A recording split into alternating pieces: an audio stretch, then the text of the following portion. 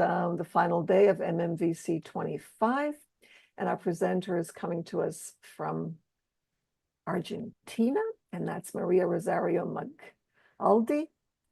And she is not only an English teacher, but she's also a yoga instructor. And she's had more than 30 years of teaching experience in the education field. She finished her master's course in teaching English as a foreign language in 2022.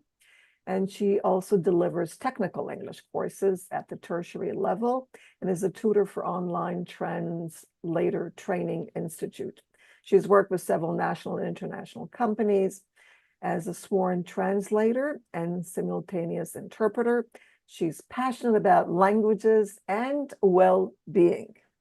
That is why she became a yoga instructor in 2008. And since then, Maria has combined her teaching skills with a strong desire to help people develop self-acceptance and a healthy lifestyle. She gives classes to private students and also delivers yoga workshops with the municipality of her town. So I'm so happy that you're here with us. And thank you everyone for joining us. And let the show begin. Well, thank you, Nelly. Well, today's talk is on the Dhammapada's influence on modern education. We're going to explore ethical teachings and their relevance in shaping holistic learning. Well, as you know, the Dhammapada is a collection of 423 verses attributed to the Buddha. It embodies all the essential teachings of Buddhism, and it has been recognized as one of the masterpieces of early Buddhist literature. While the Buddha lived in the 5th century BCE, the Dhammapada is believed to have been written down some centuries later. Some scholars say it was in the 1st century and others in the 2nd century and up to the 5th century BCE. So the Dhammapada may seem an old book with old teachings, but you will see how far it goes today into resonating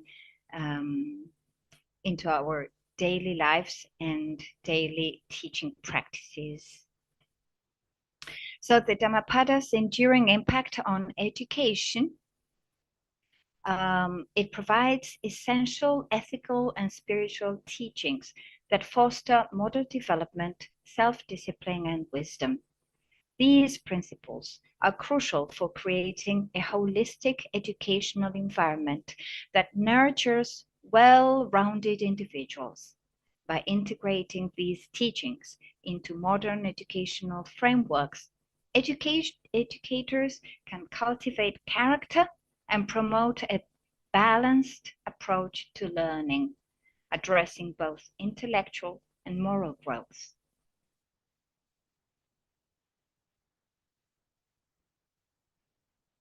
So what are the core teachings and their educational relevance? First and foremost, it deals with fostering ethical behavior. The Dhammapada's teachings guide students towards ethical behavior by promoting the avoidance of harmful actions and encouraging the cultivation of good deeds. This framework fosters personal responsibility, helping students understand the impact of their choices on themselves and others. Very important these days, isn't it? Something else that's being fostered is self-control as discipline. Self-control is a fundamental aspect of the Dhammapada, emphasizing the importance of mastering one's body, speech, and mind, so the person is considered a whole. This self-discipline is essential in educational contexts, enabling students to focus on their studies and interactions positively.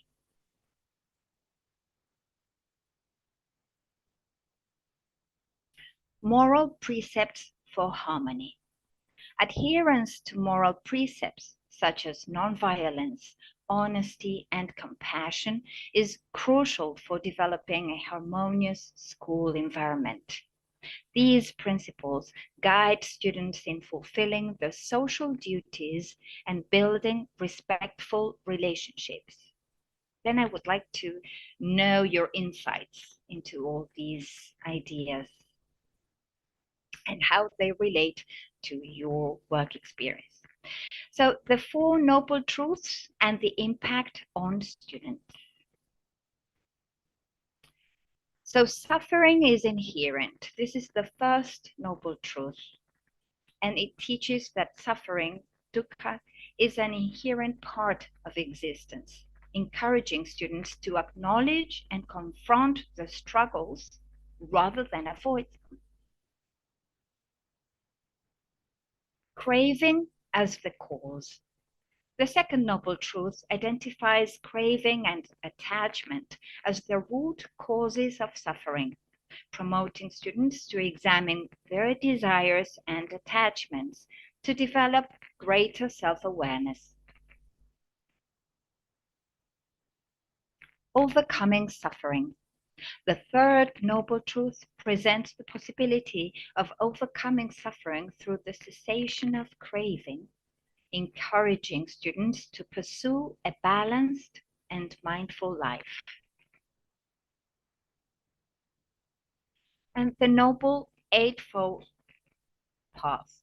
The fourth noble truth outlines the Noble Eightfold Path as a guide for ethical living, mental discipline, and wisdom development, equipping students with tools to navigate life's challenges effectively.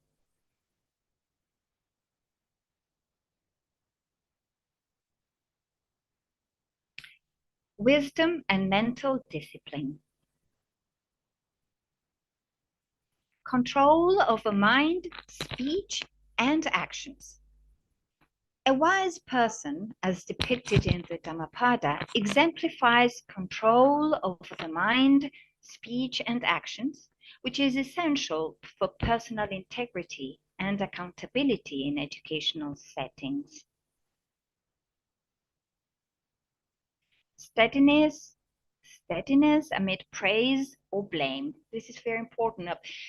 The opinion of others, how much they impact on our students. Remaining steady in the face of praise or blame encourages resilience and emotional stability in students, helping them navigate the complexities of learning and personal growth.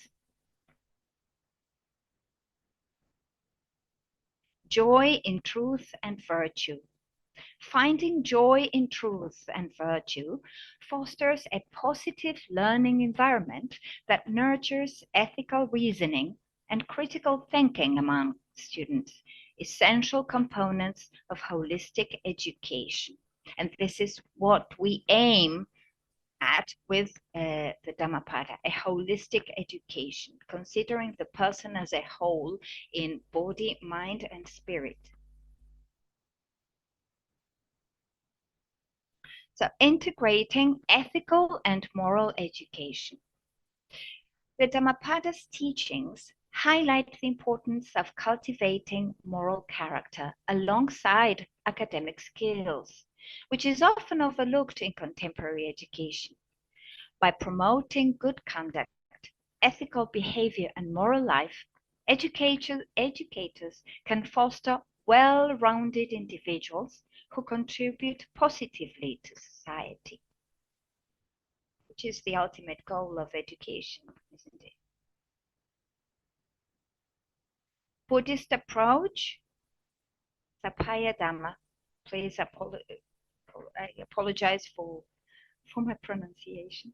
Sapaya Dhamma emphasizes creating supportive environments that cater to the needs of learners, ensuring that educational resources are accessible and effective.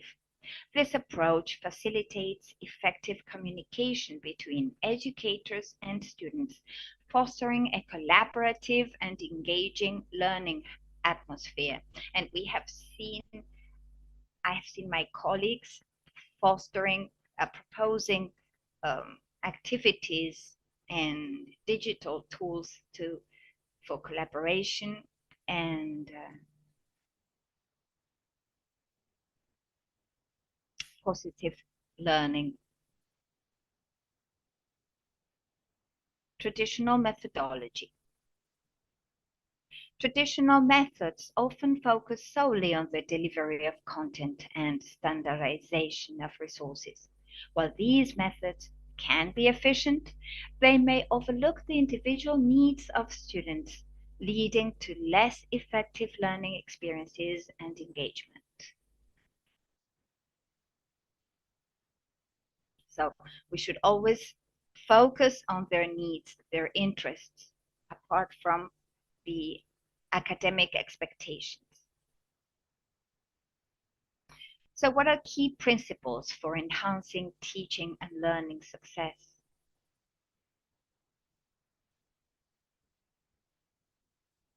Seeking knowledge from the wise. It encourages learners to connect with knowledgeable individuals, fostering mentorship and guidance, which enhances the learning experience. Concentration with humility. It promotes humility in learning, allowing students to approach education with an open mind and a willingness to grow, which enhances their academic journey. Thinking rightly.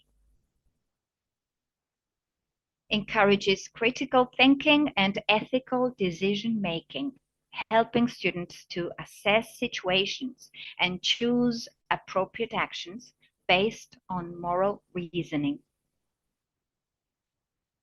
I think that this approach, moral reasoning, lowers anxiety levels because it fosters self-acceptance, acceptance of others, which harnesses a happy learning, joyful learning experience.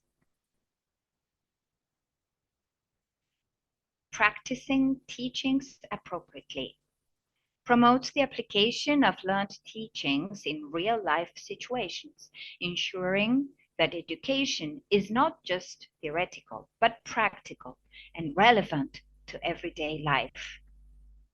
Sometimes when my students ask me, well, why should I learn this? I'm not going to use it in my adult life, but I always reply to them that it's not only the academic part, it's also the skills, the soft skills that they develop along the way in the process. That's what they're going to need in their future life. Transforming modern education through ethical teachings. The Dhammapada's ethical principles serve as a foundation for cultivating moral integrity, compassion, and wisdom in educational settings. By integrating these teachings, educators can promote holistic development, ensuring that students not only excel academically, but also grow as responsible and empathetic individuals.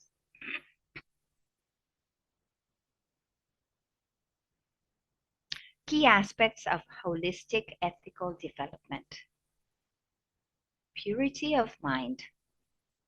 Cultivating purity of mind leads to clarity in thought and action, fostering ethical decision-making in students. This foundational aspect of character education helps them understand the significance of their choices and their impact on society, taking responsibility for their actions, right? And their decisions. Wisdom and discernment. Wisdom, as highlighted in the Dhammapada, involves discerning right from wrong and making informed choices. This aligns with educational goals that prioritize critical thinking and moral reasoning, essential skills for personal and societal development. Overcoming ignorance. Overcoming ignorance is a crucial step in character education. By addressing mental defilements, students learn to cultivate compassion and empathy, which are vital for fostering social harmony and understanding among diverse communities. More often than not, groups of students are multicultural, and it's essential, at least here in Argentina, we try to foster cultural respect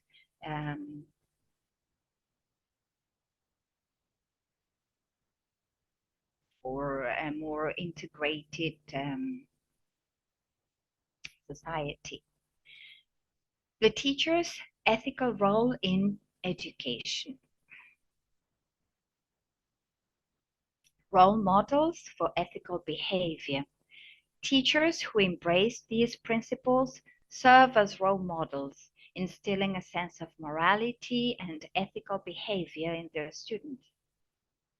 So we are also part of their process of growth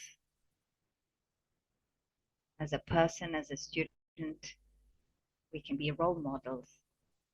Cultivating respectful environments. By promoting an environment of respect and integrity, teachers cultivate a space where students feel safe to express themselves and explore moral dilemmas.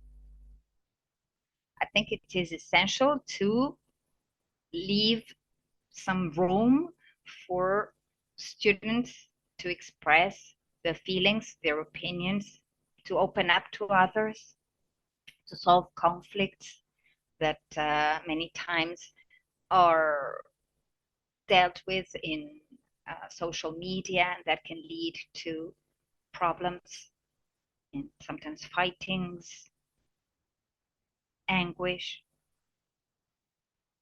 Enhancing educational experience. These ethical practices enhance the overall educational experience, leading to better student engagement and academic success.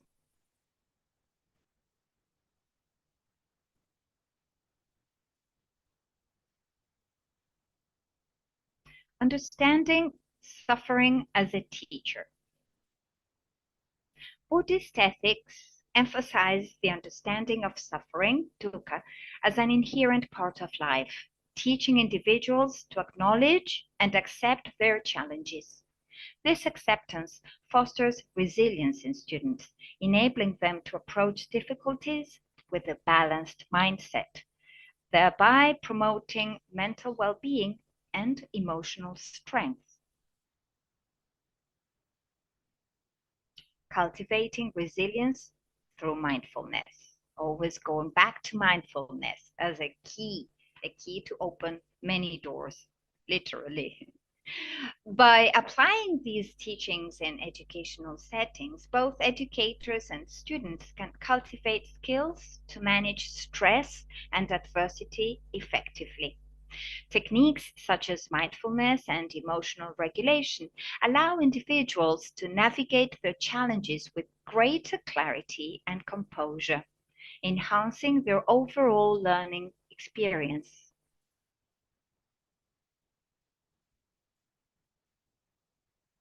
The role of mindfulness in education. Let's look at it more deeply.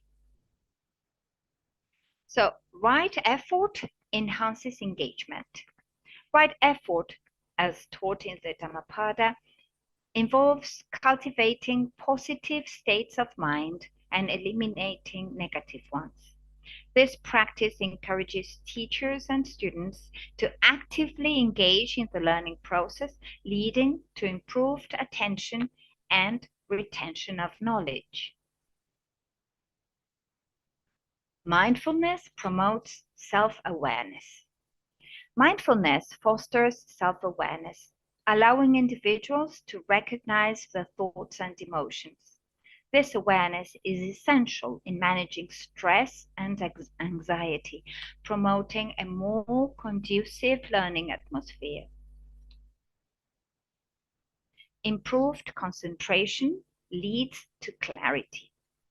Concentration, cultivated through mindfulness practices, leads to clarity of thought and improved problem-solving skills. This is vital for students' academic success and personal growth, and it enables them to approach challenges with a clear mind. So finally, universal moral principles in education. The Dhammapada presents ethical teachings that are not confined to a specific culture or religion, making them universally applicable. These principles, including honesty, compassion, and non-harm, serve as foundational values that can enhance moral education across diverse educational settings. Integrating these teachings into the curriculum fosters a sense of shared humanity and ethical responsibility among students, encouraging them to become conscientious global citizens. Mindfulness is to do with focusing on the here and now. It's a way of meditation, and it's about enjoying the moment, usually focusing on your breathing without forcing it, without any expectations, just observing. Becoming an observer, an outside observer of your own breathing process. And that leads to mental tranquility, calmness. And at first, it's hard to achieve because our mind jumps, is a jumper, you know, it never gets tired, a tireless jumper. Brinker, but although it takes time to control it in the sense of making it focus on a single thing, because it's not true that our mind can become blank, because its main role is to think and to process sometimes feelings, emotions, thoughts. It's part of the triad, if you like it, of what entails being a human being, together with body and soul or spirit. But we can train our mind to become focused on a single thing. And the first aspect it should focus on is our breathing. Why? Because in the air, there's energy, vital energy, that we absorb through our lungs and through our respiratory system as a whole. And that activates, that energy activates all our functions, bodily functions, mental and emotional functions. So that's where we should get started, on our breathing. And students like it. Students truly enjoy these practices because they're not used to them. And it gives them joy. From my experience, it gives them joy to kind of make a pause and say, okay, now I don't have to think about all the subjects, all the tasks, everything related to school activities.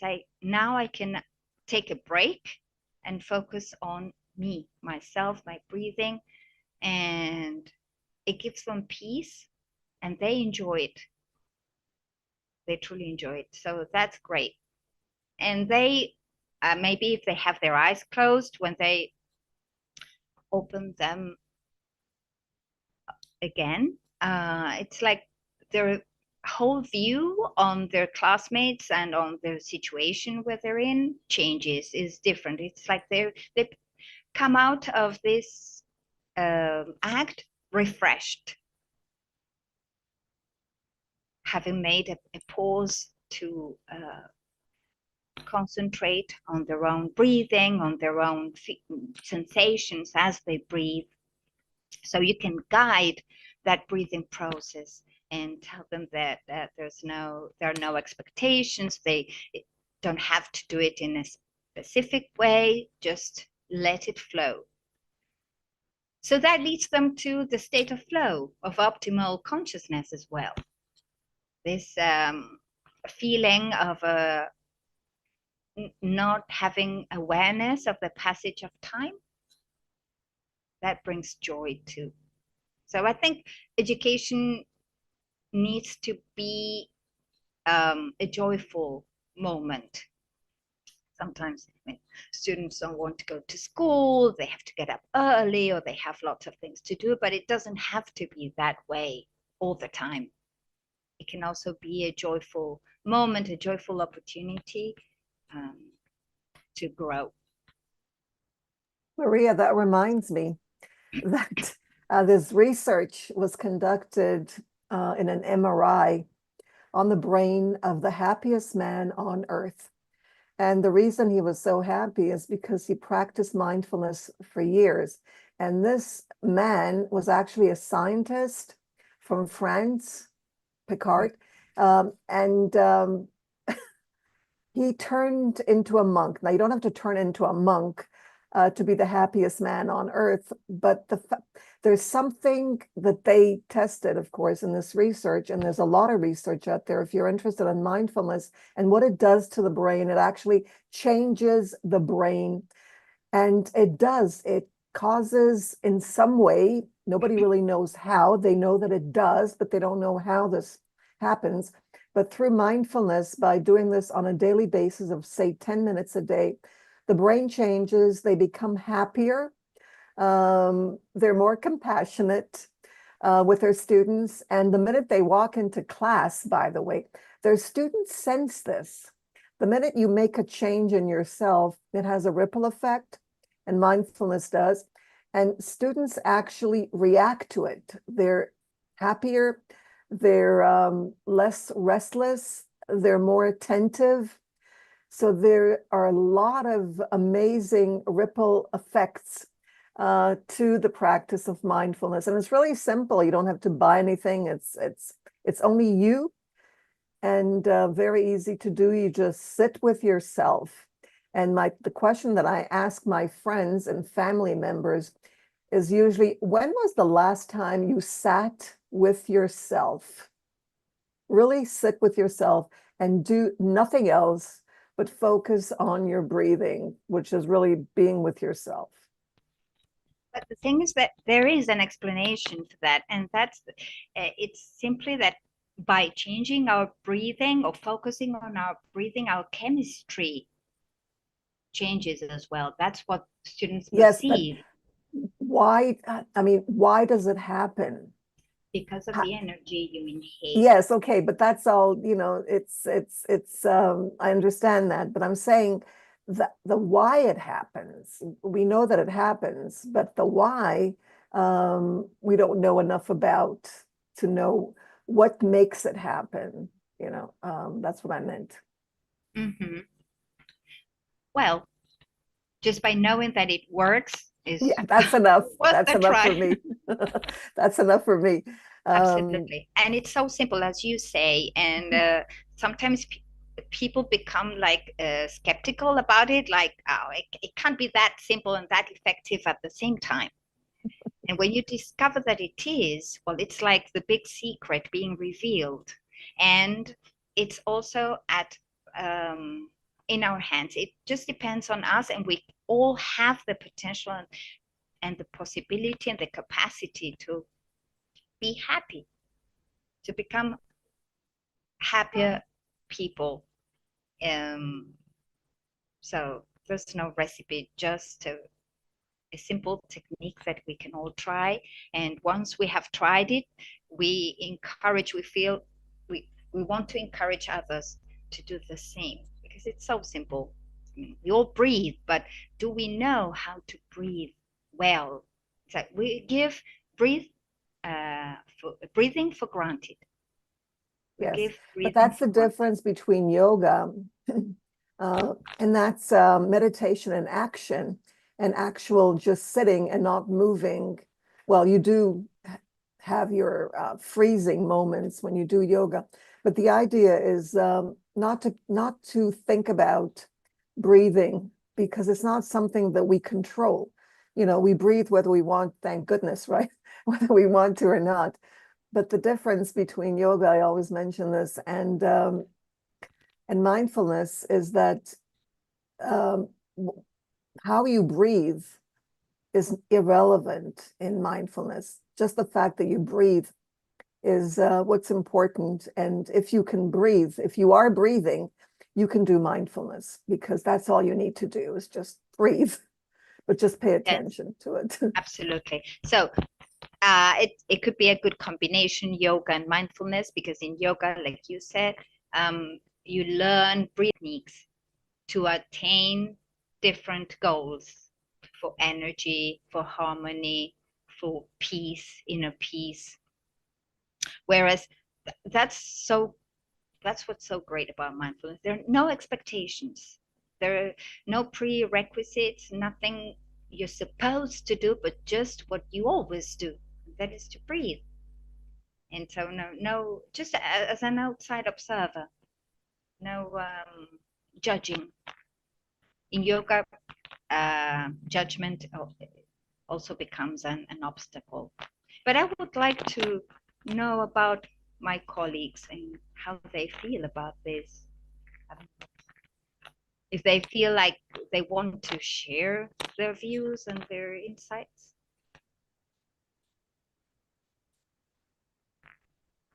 Well,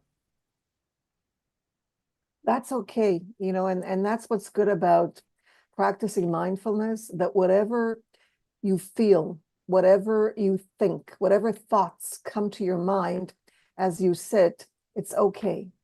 It's okay to think whatever it is. It's okay to be afraid. It's okay not to be sure. It's okay. Whatever you're feeling is perfectly okay. And that's part of mindfulness, learning that it's okay. You can't control your feelings. You may think that somebody caused you to feel a certain way, but it's up to you to let yourself feel it and not feel that you need to excuse it and make it go away.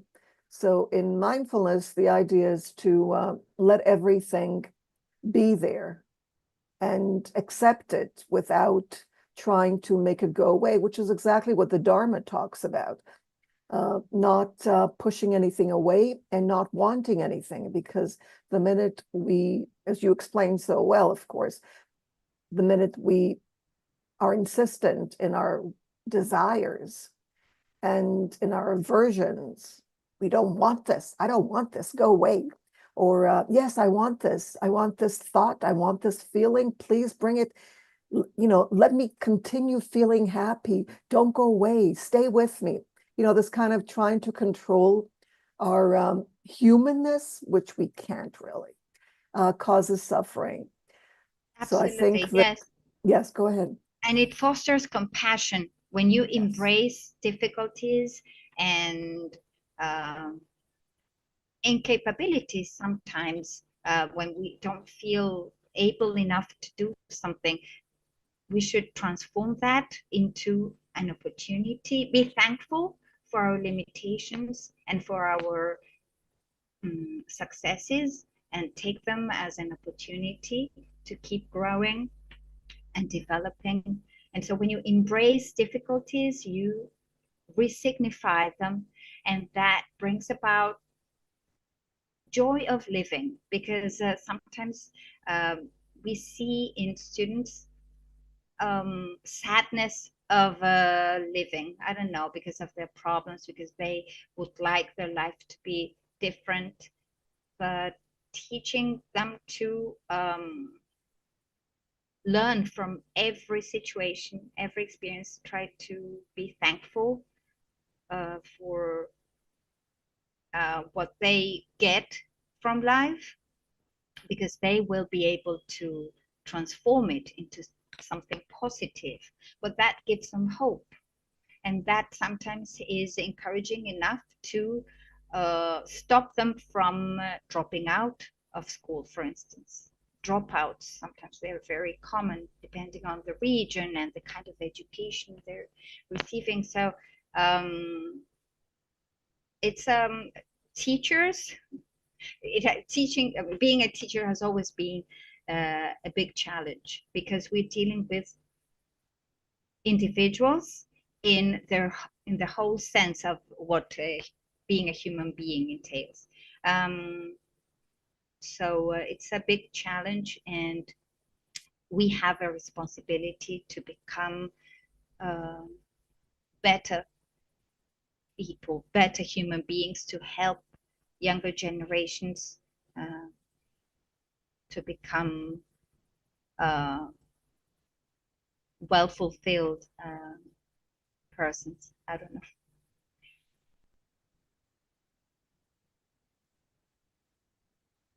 You know, I'm thinking when I took many years ago, I took a course for teachers on how to use yoga in the classroom. And there's one activity that there were many activities, of course, and this was for young learners, but this could also be for adult learners. One of the activities that I really thought was useful was for students to help them concentrate, was simply to draw a circle and then go from the outside in, like a spiral, and then, try to take their fingers and then go out and then go back in. And that has, an amazing, it's like a spiral, of course. It does something to you, But and it's like drawing students a loved mandala. it. Exactly. Yeah, but that's a bit more complicated. Okay. But that's how it started. Yes, exactly. It's exactly. So students loved it. I'm not talking about, later on when I started relaxation exercises that were actually mindfulness exercises, but just the drawings, with young learners. And there's so many activities. Esra was asking out there, if you're interested in activities for your students and for yourself, of course, but for your students that involve yoga practices. And there are lots of, now with ChatGPT and Copilot or all these AI generators, it's so easy to get information, and they'll give you a list of activities that you can do with your students. So try it. Go to an AI bot and ask. Tell them the age, the age group. If it's you're teaching English, then what age group, and everything about your students that you can, and it'll come up with a plan for you. And step by step, including instructions, how to instruct your students. It amazes me how much information you can get. You don't need to go and find books anymore, if you can't, afford it or go to a library, you can find everything through these AI bots. And what it amazes me the most about the Buddha's teachings is that they're so real, so relevant today. It's Yes. stateless. It has no age and no time. It's always significant. That's why I continue talking about it I'm glad every you chance do. I get. I'm glad you do, because I think it's very important to become aware, first of all. And after you become aware, there's a chance that you'll go, you become curious, of course, which is important in learning. Get your students curious. And by talking, you're getting us curious. And then we'll go and we'll search for information, and we'll continue. And maybe we'll start practicing mindfulness, or take a yoga class, or take one of my mindfulness courses. That are free. Yes, great. Well, thank you for this chance. And well, I hope these thoughts will help and will guide your teaching practices. Thank you. Thank you so much, Maria. That was amazing. And I'm looking for more. Thank you.